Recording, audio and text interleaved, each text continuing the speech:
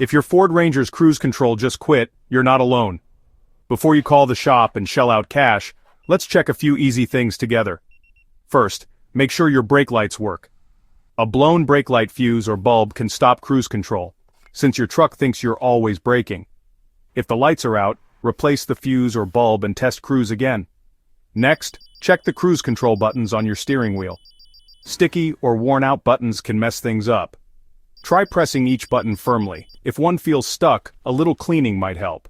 Now look for any warning lights on your dashboard, especially the check engine light. Cruise won't work if your truck senses a bigger problem.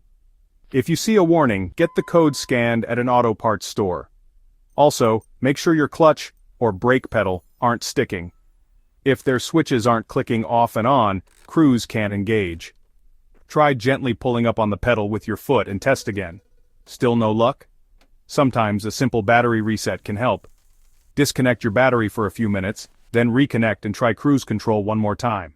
If you've checked all these and cruise still won't work, it might be time to call in a pro. But now you know what to look for, and you might fix it yourself. So don't let broken cruise control slow you down. Stay safe and keep rolling.